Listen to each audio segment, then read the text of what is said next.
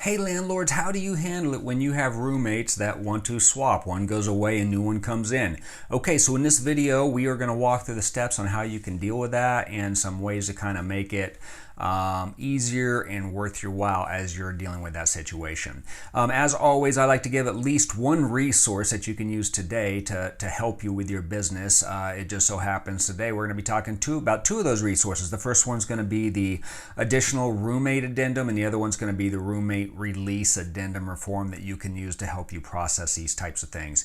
If you do not have either of those forms, one or either of those forms, and you would like a copy, let me know in the comments below, and I'm more than happy to send you versions of those that you can download, edit, make your own, and use today. By the way, for those of you that don't know me, my name is Jason with the Landlord Launch, and we help landlords self-manage their property. We do this through providing landlord workshops. We do this through on-demand training and giving access to resources that help you manage your property. Resources like today's video, where we are going through the kind of process or what it looks like when somebody wants to swap roommates in your rental property. So jumping right in here, I would say that the first step that we need to do is, if you have, let's just say, two people, for example, and on the roommate swap, if one person wants to leave and another one wants to come in, you need to look at that household now. First off, screen the person coming in, but then you need to look at that household to make sure that they qualify based on your screening criteria. So let's say this person makes $2,000, this person makes $2,000, which meets your criteria. This one leaves and this one now comes in and makes $500. Does this household now make enough money to meet that criteria? If not, don't approve the swap. We want to make sure that they meet your screening criteria first and foremost as you go through this.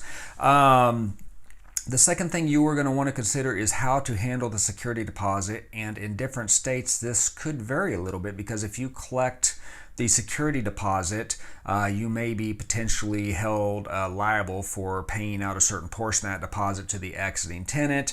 Each state's going to handle that a little bit differently, but whatever it is, you're going to want to know what you need to do with that security deposit. And if that means, let's say you have a $400 deposit, if that means you're going to pay out that $200 deposit to the person leaving and collect $200 from the person coming in, then great. But whatever it is, have that outlined, make sure everybody agrees to it, and make sure that you have your new deposit before you pay out the old deposit. That way you don't get stuck on the short end of that transaction.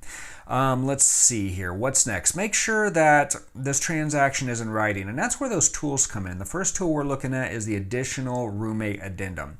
And what that does is it basically brings somebody new in after you've qualified them and all the other stuff, collected the deposit. It brings somebody new in and makes them responsible for the original terms of the lease agreement. Now, another thing that you could do if you want to is you could just create a brand new lease agreement, which is what I think I would personally do. But the point is that you want that new person somehow or another responsible to that lease. The second form and tool that I would say that you probably need to use is the roommate release addendum. And what that's going to do is it's going to release that other person from the terms and the obligations of the lease. And this is beneficial for them, but it's also beneficial for you, because you do not want that person coming back and saying that they have some sort of right to possession, some sort of claim to the deposit, some sort of any responsibility or any type of benefit or right to anything. And for them, it relieves them from the obligation. So if that other roommate tries to come after them, or if something shows up weird on the credit report, they have something in writing that releases them from the rights and the obligations of that property. So that's why I like to make sure that I have at least that form on every transaction that I do for a roommate swap. Now, this is a little bit of work. This is a pain. I mean, yes, you want to charge your application fee as well for the new person coming in, but this is a pain, especially when you have if college properties or properties close to college, you deal with this more. But when you have 2, 3, 4 roommate swaps in the year, so define what you're going to do and how you want to do it. I mean, if you only want to allow one of these in a 12-month rolling period, put that into your lease, build that into your lease.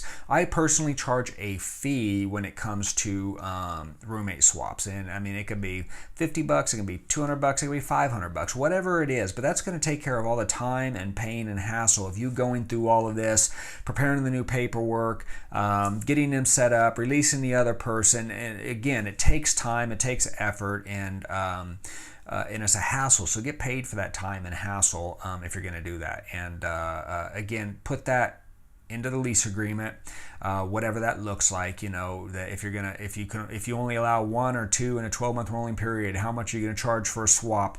You know, what are you going to require in that they have to qualify as a household? Whatever those terms are, if you're going to entertain the roommate swap option, make sure those are kind of lined out there. Another thing you could do is you could put those terms on like a separate addendum saying, okay, listen, you want to swap roommates, here's everything that I'm going to require of this.